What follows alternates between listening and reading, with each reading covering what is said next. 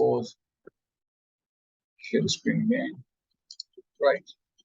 अच्छा, तो अब हमने डिफाइन कर लिया है व्हाट आर प्रिवेंटिव कंट्रोल्स, जो कि प्रिवेंट करते हैं कि कोई इसे अनऑथराइज्ड वे में एक्सेस ना कर सके।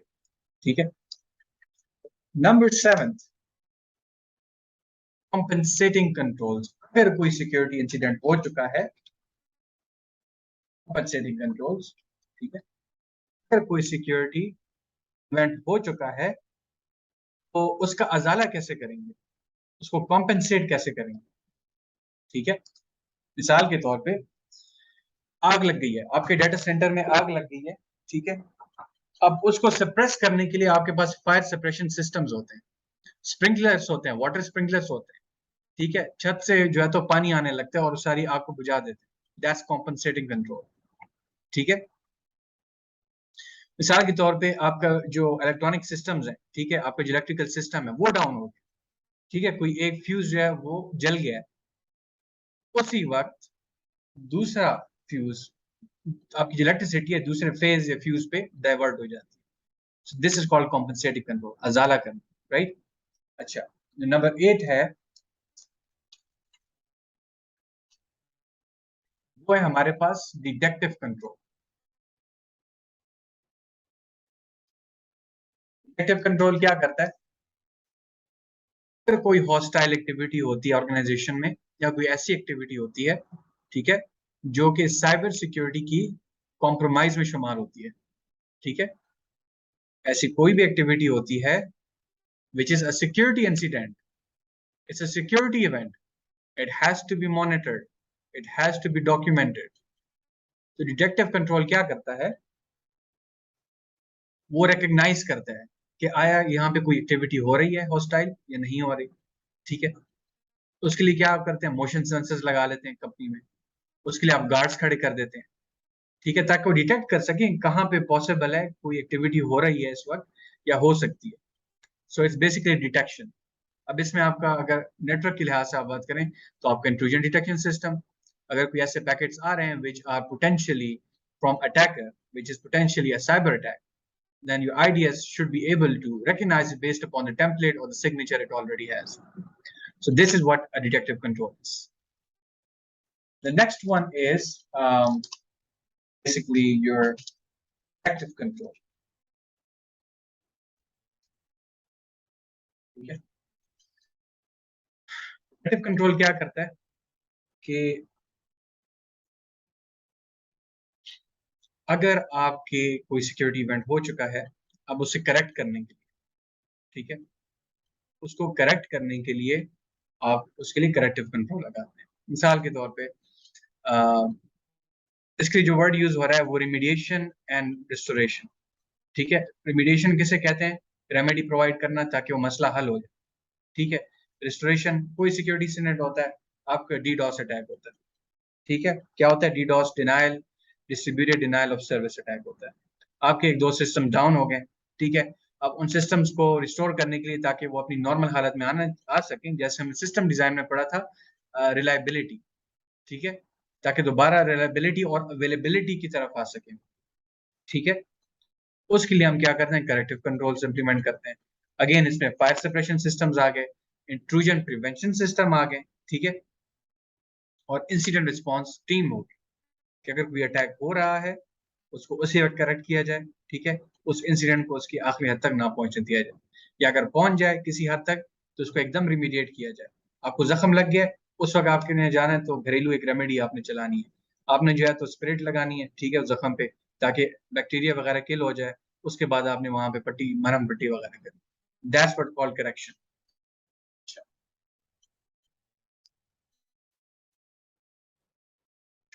द नेक्स्ट वन है इट्स रिकवरी कंट्रोल।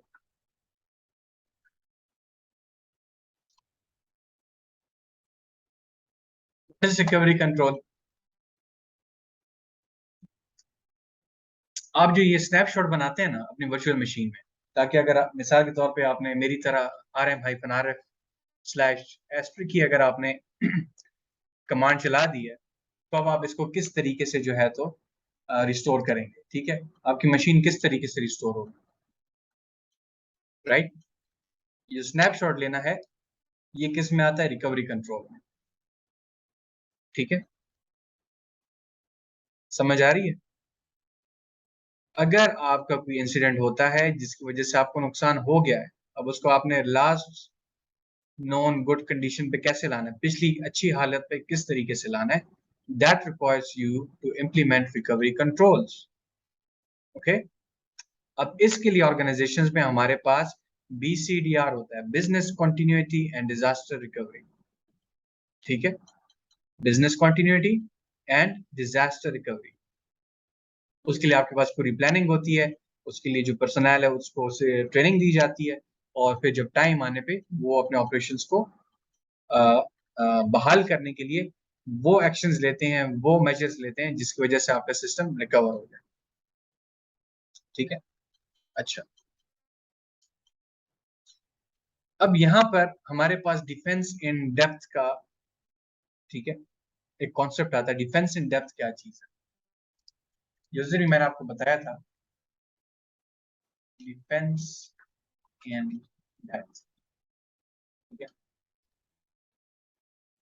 इसकी मैं आपको लेट्स सी मेरे पास कौन सी चीज है। ये ले लेते हैं, डिफेंस इन डेप्थ क्या है? अरे नहीं, ये नहीं, ट्रायंगल तो।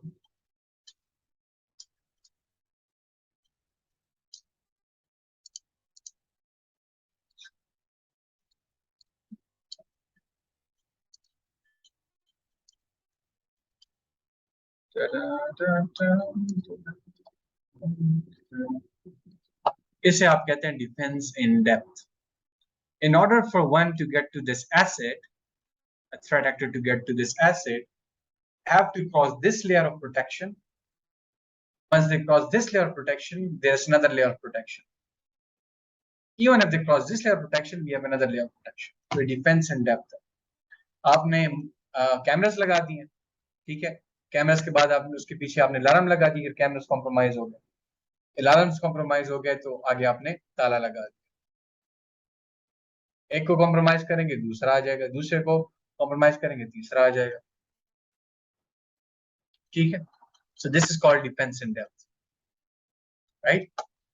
तो डिजास्टर रिकवरी के लिए डिफेंस इन डेप्थ बहुत जरूरी है।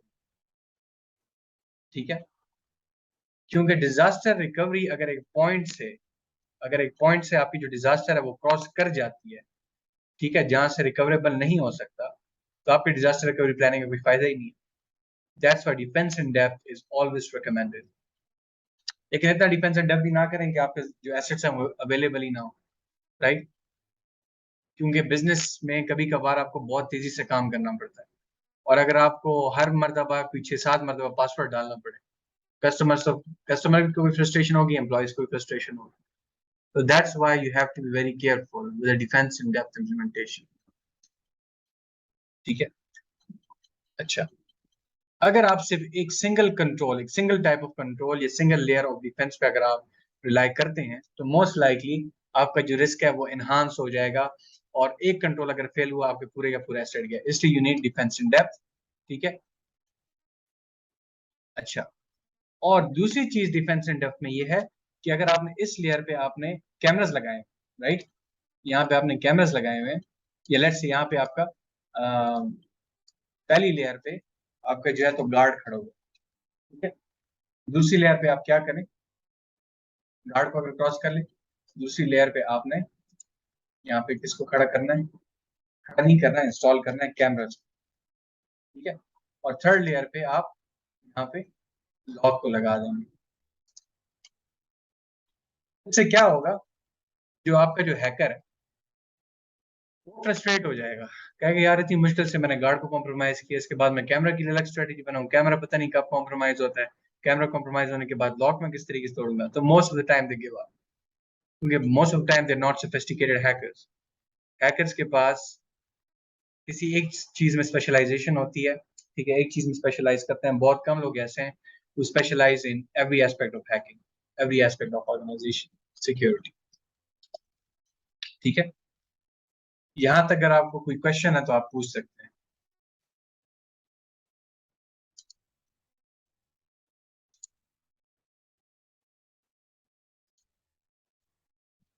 किसी का कोई क्वेश्चन है तो पूछ लीजिए। Difference between compensating and corrective controls. अच्छा,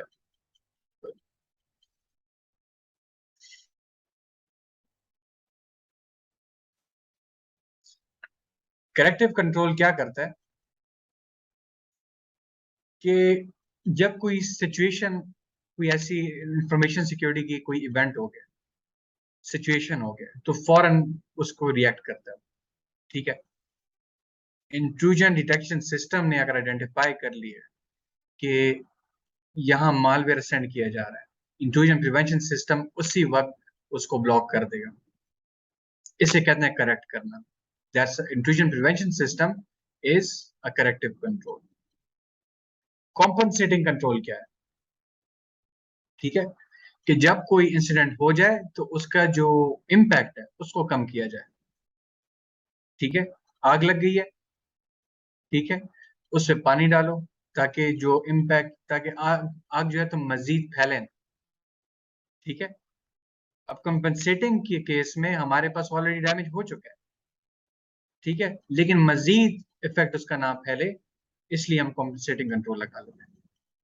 ठीक है, अच्छा, अब आगे हम आते हैं मॉनिटरिंग एंड मेजरमेंट। खैर इसकी डेप्थ में नहीं जाऊंगा मॉनिटरिंग एंड मेजरमेंट में। ठीक है, monitoring and measurements are simple, basically vulnerability assessment monitoring है आपकी, और जो मेजरमेंट है आपकी सिक्योरिटी की, वो कौन बताता है? Penetration tester. पेनिट्रेशन टेस्टिंग आपको करनी पड़ती है और वल्नरेबिलिटी असेसमेंट। ठीक है, मॉनिटरिंग रिस्क असेसमेंट में जो आप मॉनिटरिंग करते हैं और मेजरमेंट करते हैं, रिव्यू करते हैं आप उसको, that's depending upon your vulnerability assessment exercises and penetration testing exercises. ठीक है, लेट्स मूव ऑन, और मेक श्योर करें कि आप इसको ISO 27001 और ISO 31000 के फ्रेमवर्क के मुताबिक आप करें। अच्छा, अब यहाँ पर हमारे पास सबसे इम्पोर्टेंट जो टॉपिक है, ठीक है, वो क्या है? वो हमारे पास है अंडरस्टैंड एंड एप्लीकेशन ऑफ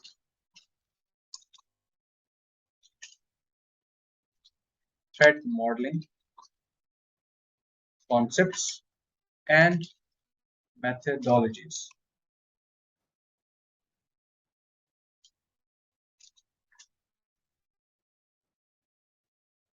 ठीक है, थ्रेट मॉडलिंग क्या होता है? इसको मैं आपको बड़े सिंपल तरीके से समझाता हूँ। आपको लेट से एक थ्रेट आता है कि भाई तुम्हें मैं नहीं छोड़ने वाला, कहीं रैंडमली टेक्स्ट आ जाता है। आप क्या करते हैं as a cyber security professional?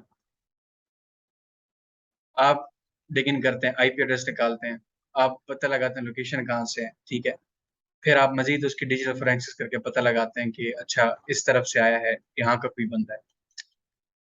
तो जो आपके पास लिमिटेड इंफॉर्मेशन होती है, उसकी बेसिस पे आप उस थ्रेट का, ठीक है, उस थ्रेट एक्टर का आप उसके खाका बना लेते हैं। इसे कहते हैं मॉडलिंग का, थ्रेट मॉडलिंग। ठीक है, आप उसके खाका बना, अब खाके के अंदर स्पेसिफिकेशंस नहीं है, स्पेसिफिकेशंस आप उसमें बाद में डालते हैं कि मजीद आपके पास कितनी इंफॉर्मेशन है उसके बारे में। ठीक है, तो थ्रेड को मॉडल करना ऑर्गेनाइजेशंस में बहुत जरूरी है, क्योंकि थ्रेड का जब तक आपके पास खाका नहीं होगा, आप किस पे काम करेंगे? स्कोप आप कैसे डिफाइन करेंगे when you don't have a model to work on?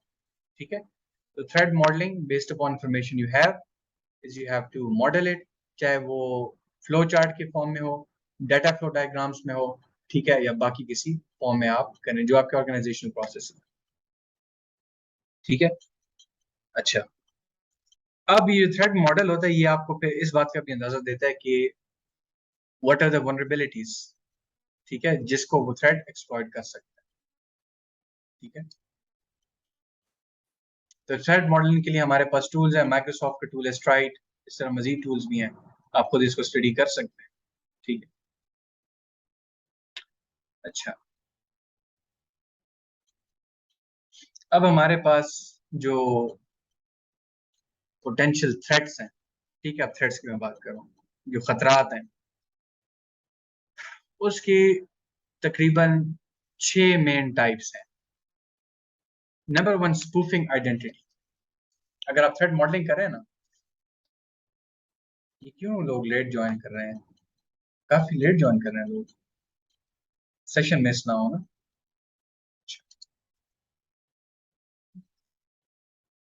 तो थ्रेट मॉडलिंग के लिए आपको नंबर 1 इस चीज को मद्देनजर रखना होता है, स्पूफिंग आइडेंटिटी।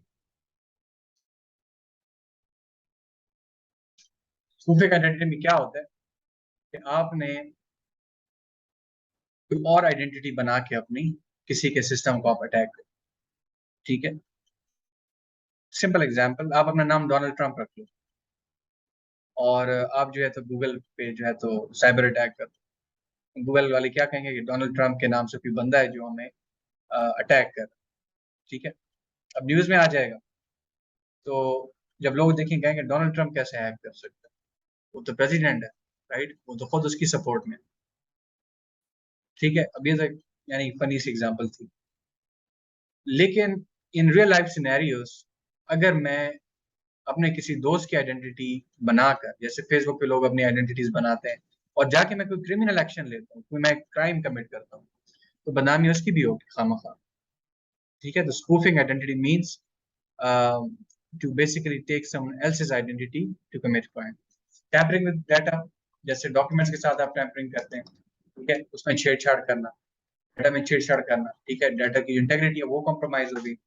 Number 3 is रिप्यूडिएशन। रिप्यूडिएशन का मैंने बताया था कि किसी ने कोई क्राइम कमिट किया है वो उसको डिनाई ना कर सके, उसे कहते हैं नॉन रिप्यूडिएशन। रिप्यूडिएशन ये होता है कि आपने कंट्रोल्स इंप्लीमेंट नहीं किए थे, इसलिए जिस बंदे ने हैक किया है अब आपके पास कोई सबूत नहीं है कि उसने हैक किया है, और वो कहे मैं भाई मैंने तो हैक किया ही नहीं।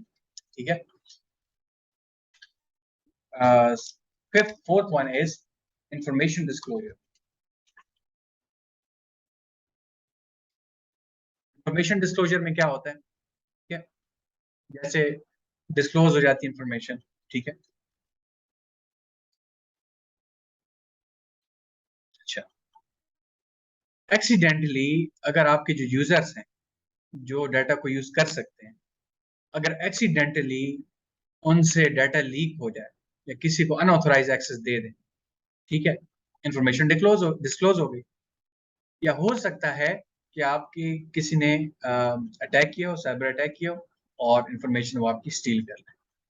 There are two scenarios, either by accident or by will. Information can be disclosed that can cause potential damage to your data assets. Now, the fifth one is denial of service. एक web server को या किसी भी database server को इतनी ज्यादा request limited time में भेजें कि वो सर्वर ही बंद हो जाए, भाई और रिक्वेस्ट तो मैं ले ही नहीं सकता। तो अब क्या होगा, चलो मुझे तो जाहिर बात है अब एक्सेस नहीं रही क्योंकि मैं अटैकर हूँ, एट द सेम टाइम जो 1 मिलियन यूजर्स थे उसके अब उनको भी एक्सेस नहीं मिल रही। This is called denial of service, simple.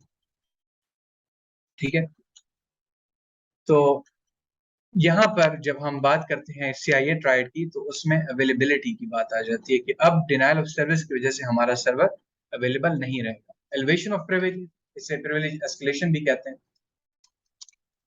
ठीक है, elevation of privileges, privilege escalation या प्रिविलेज एलिवेशन क्या होती है, आपके सिस्टम में बंदा घुस गया, अब जो है तो सुपर यूजर रूट यूजर में उसने लॉगिन कर लिया, उसके पासवर्ड को हैक कर लिया, अब ना उसके पास आपकी पूरे सिस्टम का होल्ड है। This called elevation of privilege. आपकी जो प्रिविलेज थी वो अब बढ़ गई है, आपको ज्यादा एक्सेस हो गया, ज्यादा होल्ड हो गया।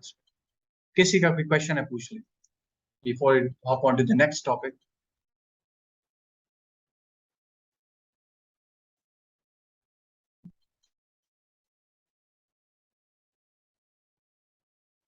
अगर किसी का कोई क्वेश्चन है तो पूछ सकता है। चलें ठीक है।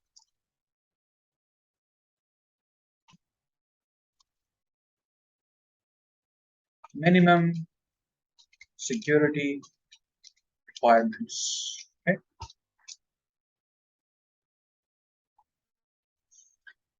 फिर आपने ये पता लगाना है कि अप्रोप्रिएट लेवल ऑफ सिक्योरिटी क्या है आपके ऑर्गेनाइजेशन के लिए, मुनासिब लेवल ऑफ सिक्योरिटी क्या है, किस लेवल ऑफ सिक्योरिटी को मैं मुनासिब कहूंगा। ठीक है, तो किसी भी चीज को कहीं ये पता लगाने के लिए कि क्या वो मुनासिब है, एडिक्वेट है, आप उसके आउटकम्स को देखते हो। अब ये देखते हो कि आप कौन से आउटकम्स चाहते हो। आप जो सिक्योरिटी इम्प्लीमेंटेशन कर रहे हो, ठीक है, उसके रिजल्ट में आप क्या एक्सपेक्ट कर रहे हो, उन आउटकम्स को आपने डिफाइन करना है। Remember, in cyber security you have to specify, you have to define, you have to define your scope. Without that, you will be just shooting in the dark. And that's something you should not do in the world of cybersecurity because it can cause you a potential damage of people, processes, and technologies. ठीक है, तो जैसे sir Faisal कहते हैं कि जब भी आप साइबर सिक्योरिटी की इम्प्लीमेंटेशन करें तो आप ये वाला फॉर्मूला अप्लाई करें, PPT, which is people, processes, and technologies.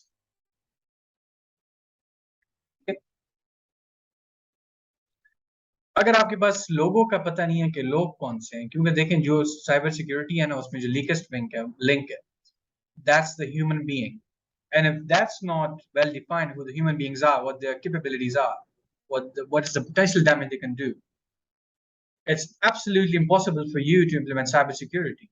It will be just like shooting in the dark, right? So once you have understood the kind of people that are stakeholders in your assets and that are involved in the whole cybersecurity implementation, that's where you move on to processes. What do the processes do? What are the processes that are actually running the organization? What are the critical functions or operations that run your organization? Once you've defined your processes, then you move on to the technologies. You have defined your people, you have defined your processes, then you go for the technologies that are necessary, that are required for you to implement your cybersecurity in your organization. All right? Always keep this in mind. So you have to know the outcomes you want from your cybersecurity implementation before you start implementing, before you start enumerating what is the appropriate level of security. Okay? Security professionals achieve this by gathering a set of minimum security requirements to use as a goal. कुछ rules होते हैं, कुछ उसूल होते हैं, ठीक है, कुछ स्टैंडर्ड्स होते हैं जिसके मुताबिक साइबर सिक्योरिटी प्रोफेशनल्स ये अंदाजा लगाते हैं कि हाँ ये सिक्योरिटी सही है। ठीक है, तो वो किस तरीके से किया जाता है, ठीक है, उसका प्रोसेस क्या है, मिनिमम सिक्योरिटी रिक्वायरमेंट्स को गैदर करने का प्रोसेस क्या है। सबसे पहले आप स्टेक होल्डर्स के पास जाएं, आपकी क्या रिक्वायरमेंट्स है, रिस्क क्या एसोसिएटेड है आपके एसेट को, क्योंकि स्टेक होल्डर से बेहतर आपको कोई नहीं बता सकता कि असल में आपके एसेट को, उसके एसेट को रिस्क है, क्योंकि एसेट उसका है। ठीक है, वो उसके बारे में वैल्यू कैसे डिटरमिन करता है, that's work of stakeholder. Cyber security specialist या सीसो का जहां तक मेरा ख्याल है ये काम नहीं है कि वो एसेट की वैल्यूएशन करे। ठीक है, इवैल्यूएशन स्टेक होल्डर्स की तरफ से आती है। ठीक है, उस इवैल्यूएशन की बेसिस पे फिर रिस्क वगैरह ये लोग डिफाइन करते हैं। स्टेक होल्डर्स को इन्वॉल्व करना है, ठीक है, उनसे बात करनी है, उन्हें प्लानिंग प्रोसेस में उनको आपने इन्वॉल्व करना है। नंबर 2, आपने रियलिस्टिकली हर एक चीज को देखना है। ठीक है, और जो बात आप उससे करेंगे तो रिकॉर्ड करें, डॉक्यूमेंट करें। ठीक है, और जब वो आपको बता दें कि हाँ ये मेरा जो एसेट है, ठीक है, इसकी ये वैल्यू है, ठीक है, तो आप उससे एक दो मतलब फिर पूछें, ठीक है, कंफर्म करें कि is that what you meant. अक्सर औकात कस्टमर सर्विस में आपको पूछना पड़ता है, अगर आप कस्टमर सर्विस में टेक सपोर्ट में, is that what you meant, is that your problem, did I get you right, did I get it right, did I get you right. ठीक है, ये चीज करनी पड़ती है। ठीक है, और जब तक रिक्वायरमेंट्स आपकी अंडरस्टैंड ना हो जाए, ठीक है, तो तब तक आप सॉल्यूशंस और टूल्स की तरफ ना आ जाए। Again, people, processes and technologies. ठीक है, और अगर आपके लिए पॉसिबल हो तो आप इन तमाम चीजों का एक खाका, एक डायग्राम भी बनाएं, ठीक है, ताकि आपको समझने में आसानी। ठीक है, before you start developing the whole security system, create a diagram, create an architecture, and then go with it. I hope this is clear to you. We'll move on to the service level requirements.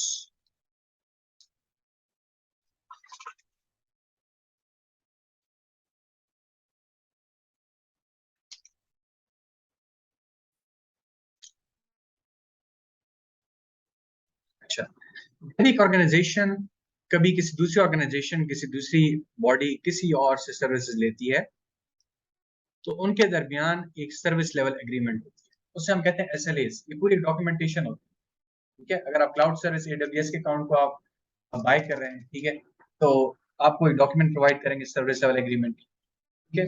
वो कौन सी minimum level of service है जो कि acceptable है, ठीक है, कि जो ऑर्गेनाइजेशन ए है और बी है, ऑर्गेनाइजेशन बी को वो कौन सी मिनिमम बेस लाइन को पूरा करना होगा, ठीक है, minimum acceptable level of service, ठीक है, कि ऑर्गेनाइजेशन ए के साथ जो मुआहदा हुआ था वो पूरा हो जाए, उसमें कोई कमी ना है। That's service level agreements. बहुत सारी लाइंस होती हैं, पढ़ना पड़ता है इसको, राइट, अक्सर औकात समझ भी नहीं आती बंदे को, लेकिन ये है कि बेसिकली ये एक मुआहदा होता है, ठीक है। इसको हम कहते हैं एक एग्रीमेंट होती है दोनों के दरमियान, दोनों एग्री करते हैं कि हाँ ये लेवल ऑफ सर्विस जो है ये ठीक है, कि दिन में अगर आप सुबह 5 से लेके 12 बजे तक मुझे अगर आप सर्विस प्रोवाइड करते हैं और इसके दौरान 0 डाउन टाइम है, तो ये एक्सेप्टेबल है। अगर यहाँ पे बीच में कोई डाउन टाइम होता है, देन यू आर लायबल, ठीक है। अच्छा, इसके बाद कॉन्ट्रेक्चुअल, लीगल, इंडस्ट्री स्टैंडर्ड्स और रेगुलेटरी रिक्वायरमेंट्स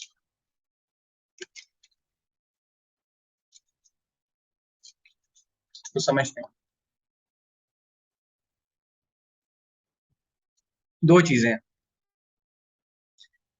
एक तो किस किस्म के आप लोग हैं, कौन से प्रोफेशन से आपका ताल्लुक है, ठीक है, उससे रिलेटेड लॉज जरूर मौजूद होंगे ऑर्गेनाइजेशन के अंदर, उससे related laws, legal, regulatory standards, ये सब मौजूद होते हैं। या तो वो जो लॉज और लीगल स्टैंडर्ड्स होते हैं वो या तो प्रोफेशन के मुताबिक डिटरमिन किए जाते हैं, या जो उस कंट्री का या जो प्लेस होती है उसका जो कल्चर होता है वो डिफाइन करता है कि कौन कौन से लॉज हैं, किस तरीके से लीगली आपने डाटा को प्रोसेस करना है, किस तरीके से आपने चीज़ों को हैंडल करना है। साइबर सिक्योरिटी में ये जो स्टैंडर्ड्स हैं, कॉन्ट्रैक्ट्स हैं, लीगल रेगुलेशंस हैं, ये सारी, इन सब की बहुत अहमियत है, ठीक है। साइबर लॉ एक बहुत अच्छी फील्ड है, अगर कोई इसमें कोई लॉ में इंटरेस्टेड है तो ज़रूर इसको कंसिडर करें, खासतौर पे यूरोप में इसकी ज़रूरत है, ठीक है, कि साइबर लॉ में आप काम करें, क्योंकि साइबर लॉ इस वक्त जो है तो साइबर लॉ बजाते खुद कोई चीज़ नहीं है, जो हमारे पास ऑलरेडी लीगल स्टैंडर्ड्स हैं उन्हीं को हम यूज़ करके, उन्हीं को मॉडिफाई करके हम साइबर सिक्योरिटी के लॉज डिफाइन कर रहे हैं कि किस तरीके से हमने जो है तो लीगली इस फील्ड को अप्रोच करना है। अगर कोई हमारे पास कोई हैकिंग हो जाती है, कोई हैकर पकड़ा जाता है, उसे आपने कितनी सजा देनी है, ठीक है, और इसमें जो बाकी इन्वॉल्व स्टेक होल्डर्स है उन पे क्या क्या जिम्मेदारियां आयद होती हैं, किसने कितना जुर्माना पे करना है, ठीक है, तो ये बहुत इंपॉर्टेंट है। और कौन सी और वो लॉज जो ये बताते हैं कि आपने अ, किस तरीके से प्रोसेस करना है डाटा को, किस तरीके से आपने यूज करना है।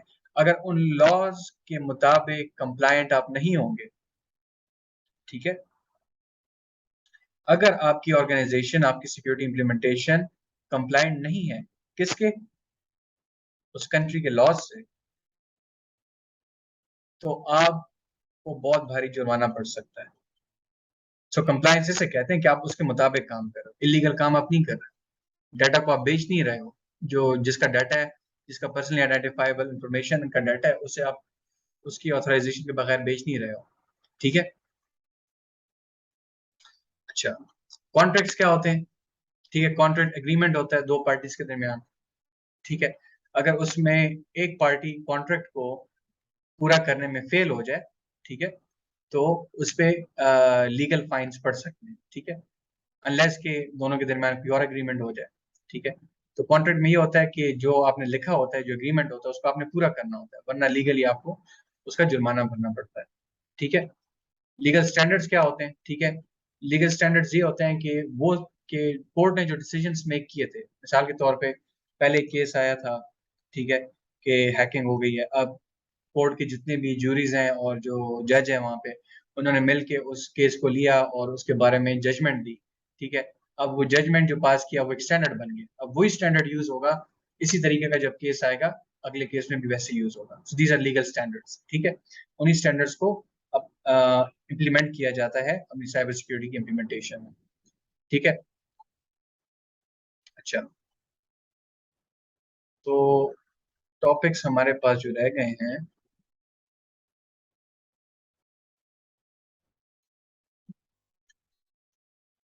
वो हमारे पास सिर्फ और सिर्फ थोड़ी सी टर्म्स हैं, टर्मिनोलॉजीज हैं। ठीक है, पॉलिसी क्या होती है, स्टैंडर्ड्स क्या होती है। ठीक है, इतने से टाइम में मैं आपको सिर्फ ये बता सकता हूँ, मोस्ट लाइकली आप लोग भी थक गए होंगे। ठीक है, 2 घंटे से हम बैठे हैं। अगर आप लोग ब्रेक लेके दोबारा कंटिन्यू करना चाहते हैं तो काइंडली मुझे बता दें। मैं चाहता हूँ कि आज सुबह ही ये जो हमारा पहला डोमेन है खत्म हो जाए। काइंडली आप मुझे कंफर्म कर दें कि आप लोग इसको आज खत्म करना चाहते हैं, अभी थोड़ी सी ब्रेक लेकर, या आप चाहते हैं कि कल बाकी जो बकाया रह गया थोड़ा सा उसको कल एड्रेस कर लिया जाए। काइंडली चैट बॉक्स में लिख दीजिए।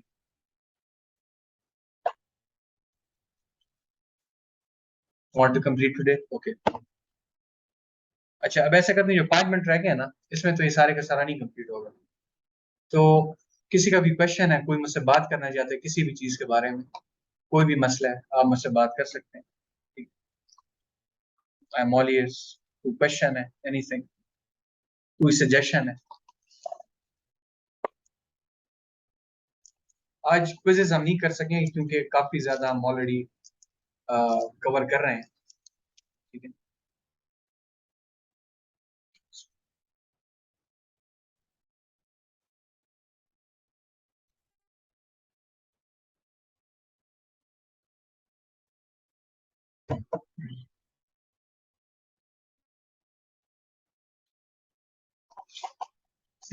बड़ी खामोशी है। चले, फिर अगर इतनी खामोशी है तो फिर मैं बोल लेता हूँ थोड़ा बहुत। चलो,